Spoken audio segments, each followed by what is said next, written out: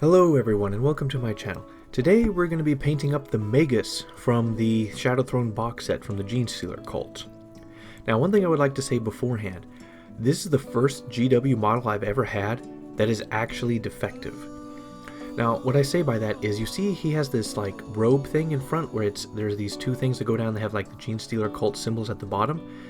The one, his right one, or on image-wise, the left one is in one piece, but the second one is, there's a whole chunk missing out of this. It's like the model did not actually come out right. And so I accidentally snapped it off from the little plastic rope that's supposed to be on it, but like it actually does not connect to the main body. There's an actual section of the model that is missing. And I made do with what I could. I removed the string as best I could to make it like flow with the rest of the model. It's going to be a little noticeable if you look closely, but then I took the pieces and glued them together so that it would be one, but noticeably one of his tassels, I don't know what this is called, is going to be shorter than the other because literally there is a section in the middle that is missing. Now moving on from that, I primed the model with Bright Touch Gray Car Primer, and the head, the front chest piece and tassels, and the rest of the body are separate, so it's basically in three pieces just for ease of painting. And then for pre-coating, I'm going to go with just Pallid Witch Flesh and White Scar. I'm not really sure what to really undercoat it, and there's only a few parts. Really the skin and his armor pieces are going to be pre-coated, the rest is not going to be affected by it, so I didn't bother with the dark color. So with Pallid Witch Flesh, from an upper 45-degree angle, we're going to be spraying down. Then we're going to take White Scar White and we're going to dry brush all over his flesh, body, the armor pieces, his skin, and yeah, that's pretty much it. And now for the base, we're just going to knock this out. So with Corvus Black, Dark Reaper, Iron Warrior, and Iron Breaker, we're going to paint the base that I've made, 3D printed one, which is bricks and metal. So basically, we're going to start off with Corvus Black. Now I just diluted with water, and when I first applied the first coat, it was an uneven coating, but for bricks and stuff, the unevenness, it actually looked good for a little bit of the gray to show through. Now it already kind of highlighted, but I didn't like the underneath the gray color to be the highlight. So when I went back, I dry brushed with Dark Reaper to hit all the edges, and you could still see the uneven blackish color from Corvus Black and these highlights from Dark Reaper. It's subtle, but it's there. The base is not supposed to be the main eye-catching thing for this model. Then I used Iron Warrior's paint for all the metal, and then I just did a dry brush or overbrush really of Iron Breakers on top. And now with Doombull Brown, Mephiston Red, Evil Sun Scarlet, Troll Slayer Orange, and Lamian Medium, we're going to paint his robe. Now, I would prefer to have done this with an airbrush because it would have been so much easier, but because his robe is attached to the rest of the model, I don't want to undo all the pre-coating we've done, and I can't really mask it up well enough. It would just take a long time, it doesn't seem right, so unfortunately I'm going to have to paint this by brush instead of airbrush. Airbrush is preferred, but looks like I'm stuck. So we start off with a layer of Doombull Brown all over, around 2 coats just to get it even. Then we're going to mix a little bit of Lamian Medium in with the Mephiston Red to make it smoother, and add a little bit of water to help it flow better. And then we're just going to cover practically 95% of the entire robe with this, just only the deepest, darkest recesses being Doombull Brown. And we're probably going to do around 2 coats because it's diluted well enough with Lamian Medium. And the second coat usually covers just a little bit less than the first coat, just to smooth things out and to strengthen the colors. Then we move on to Evil Sun Scarlet mixed with some Lamian Medium, and we apply it to around 80 to 90% of the robes to cover the majority of the area. Only the deepest, darkest recesses will have Doombull Brown and the transition of Mephiston Red. And we'll do a second coat on the most prominent, most raised areas, just to strengthen the color of Evil Sun Scarlet. The Lamian Medium really helps with this transition. Then we're going to do a 1-to-1-ish mix of Evil Sun Scarlet and Troll Slayer Orange. I just added a bit of Troll Slayer Orange. I feel it's a 1-to-1, but not fully sure. And then I just applied this with, of course, Lamian Medium and a little bit of water over probably around 50 to 60% of the model, or of the robe. And then, of course, a second coat on its most prominent areas. And then finally, very thin down Troll Slayer Orange with Lamian Medium, and apply it onto the edges and most prominent raised areas of the robes. I had to do like a few coats of this because it was thinned down enough, so the transition would be smooth, but it needs to get stronger in certain areas.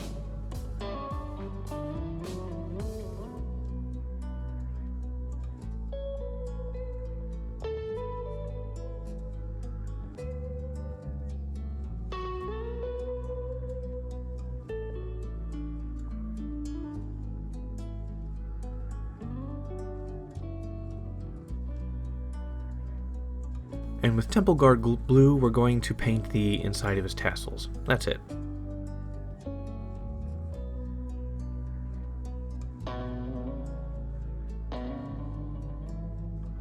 And now with Cadian Flesh Tone, Pallid Witch Flesh, Thondia Brown, and Temple Guard Blue, we're going to paint his face and his skin. So what I didn't feature was Lamian Medium, so we're going to mix Lamian Medium together with Cadian Flesh Tone, like close to one-to-one, sort of like washes, and we're going to apply it onto his skin in the first layer. And we can see all the dry brushing and undercoating and everything under there showing up, showing us a good guide of his facial features. And then I add a little bit more water into the Cadian Flesh Tone and add it as a second coat, a more diluted second coat, so it won't completely ruin the undercoating and pre-coating we did, but this will fill out like the gray paint areas and stuff, so it'll help the colors be better. Then I'm going to start mixing some Pallid Witch Flesh into Cadian Flesh Tone. I mixed it a little bit to lighten it, and then I applied it to his most prominent features around his face, nose, eyes, jaw, and like the lines up to his head. And then I did it again with some more Pallid Witch Flesh, and I just, it ended up being around 1-to-1 Cadian Flesh Tone, Pallid Witch Flesh in the end, and a little bit of Lamian Medium in there as well to make sure it flowed better and was a smoother transition. But now his most prominent bony features are more prominent. And then with Thondia Brown, very watered down by the way, I then applied it inside his mouth, maybe a little bit around his ears and his eyes to create like the eyeshadow. Then I took Temple Guard Blue with a little bit of water, just a little bit. I just need a dot of this. So like with GW, they kind of do it like their eyelids have like a third color in it. That is like to show their bottom eyelid. It's just something they do. It's a little hard to pick out. So I tried to replicate this. I covered more of the eye than I wanted to. And then I used Pallid Witch Flesh to try to do the white of the eyes. And in the end, it kind of looked like the guy had blue eyes, and so I was like, you know what, I'll just keep it. I kind of made this by accident, but it kind of worked, and I cleaned things up a little bit with a bit more Cadian Flesh Tone, Pallid Witch Flesh mix, and Thondia Brown.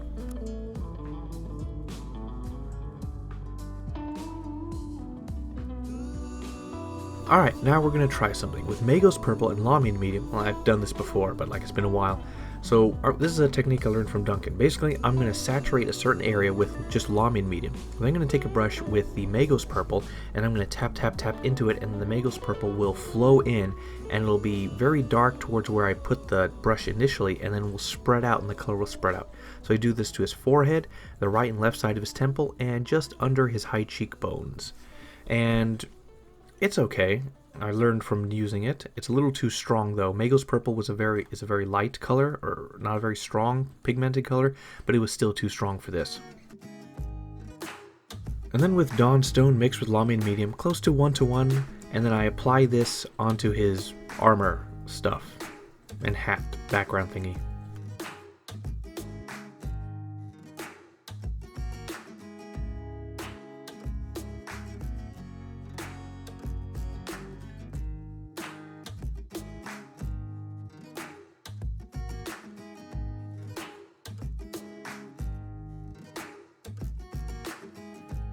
Alright, now with Iron Warriors, Iron Reaper, and Runefang Steel Air, the only good version of this paint, we're going to paint some of his metals. With Iron Warriors, we're going to use this as the base color for the shaft of his staff, as well as like the handle of his gun and the handle on his knife.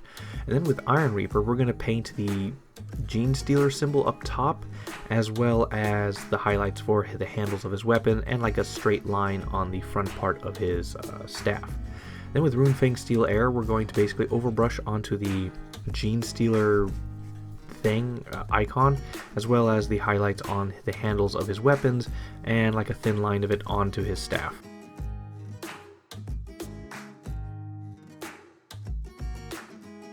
And now with Retributor Armor and Liberator Gold, we're going to paint the gold. So with Retributor Armor as a base, we're going to paint 2 parts on his staff that are gold, as well as the gold filigree around his front tassels, and he has like a ring on each hand. And then with Liberator Gold, we're just going to paint the edges or the highlights of these pieces.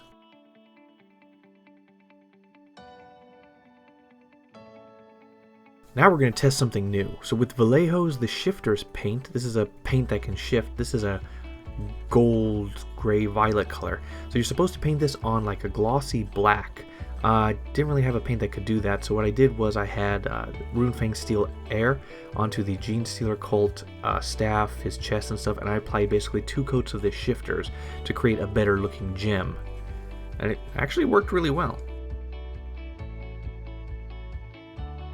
And now with Warpstone Glow and Cyberite Green, we're going to paint these little bottles he has. We're just going to paint the whole bottle's Warpstone Glow, and then with Cyberite Green we're going to paint like a straight line where you could say the light is hitting the bottles the most, and then around the bottom of each bottle.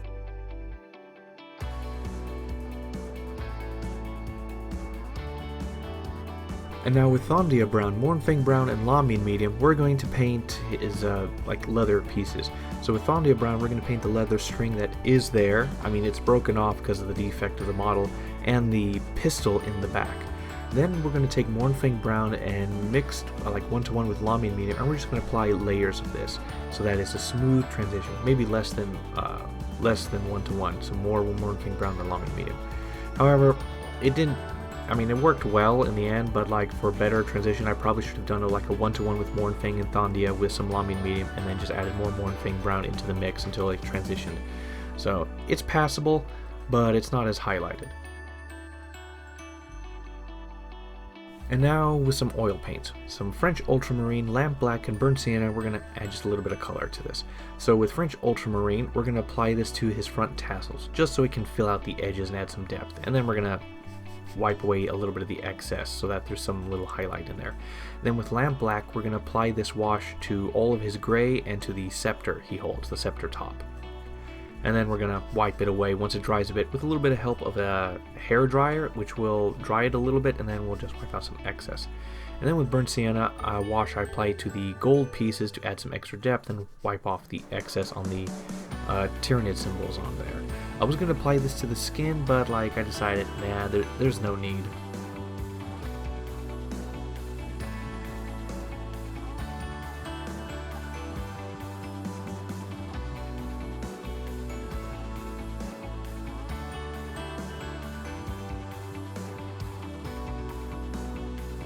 I then do a final assembly.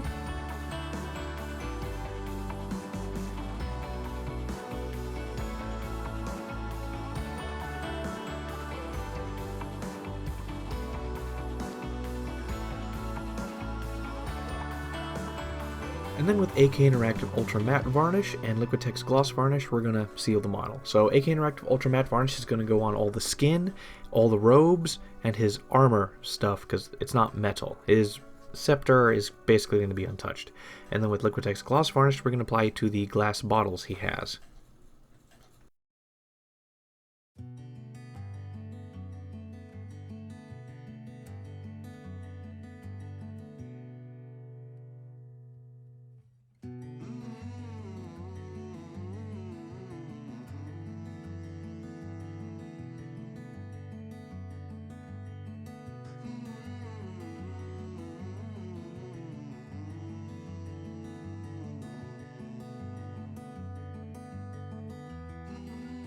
And done, pretty much.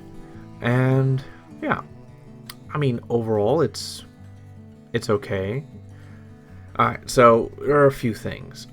The head, let's start with the face. So it ended up being blue-eyed. That kind of was an accident, and the reason why I couldn't really fix it was I'm noticing that my most tiny brush that is for that job, the head or the tip is sort of not that good, so I wasn't able to really fix that. That was like the best I could do with what I had. And then as well as that, the purple on his forehead and sides, so originally it was just Lamine Medium, and then I had Magus purple being like injected into there, and it like fades off, good color transition stuff. Color came out a little too strong, so what I should have done was done a sort of a mix of maybe 1 to 2 parts Magus purple and 1 part Lamine Medium, and then use that and injected that into a bunch of Lamine Medium that was on the skin, so that the transition would have been softer, and I could have probably done like 2 coats of it. It would have been better to do a few smaller mini coats of this and get the color transition more softer than what I had here, but that was a learning experience. The first time I tried this. And the cape turned out actually really, really well, despite being painted by a brush. It took a while. It took me like 2 hours to do that cape, or his cloak, all properly. And apart from the defect of his model, I was so surprised. This is actually the very first time that's ever happened, and I have bought hundreds of GW kits over my lifetime. Hundreds. This is the first I've ever seen that. I've noticed that GW has kind of been actually slipping on their model game, which is their biggest strength in the past more recent years. I mean, when I say slipping, I mean like a couple mistakes on the instruction manual, and that's about it. And like ever since finecast, I've never had a problem with the model. This is the first time like something is like the model's not complete. There's a section missing. It didn't come out of the cast well. So maybe it was just me. I was just the very unlucky sob who got that. And also note the familiar that he has there was painted with the Patriarch. And I just painted alongside him because I thought it was weird that he had two familiars. Turned out it was actually to the Magus. So the one that goes to the Magus has the cape underneath him as well. So there's no real painting video of that. I just did it on the side. But as for him, so I mean he's okay. I mean he's definitely over a 7. I'm gonna say he's an 8.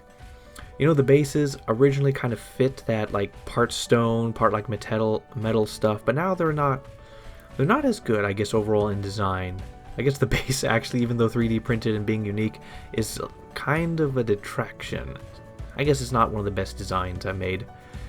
But apart from the rest, I mean, I'm gonna have to ignore the issue with the model itself, the mistake on GW's part, but I feel like this is an 8, simply an 8. I mean, like, the face was turned out good, lots of color, the model's overall good, and here's the thing I'm noticing is that when I take these close-up pictures, like I see all these like flaws in the paint and stuff that I can't see when I hold the model in front of me. So I'll say right now that the model looks better in my hand than it does on these pictures, these high-res pictures. So alrighty then. So that'll be all for now. So like the video if you like the video, share it if you want to share it, comment if you want to comment, and subscribe for more. More will come. We're almost at 1,000, by the way. I just noticed that. So that'll be pretty cool to reach that. So hopefully we will soon before I move on from the Shadow Throne box set. So bye.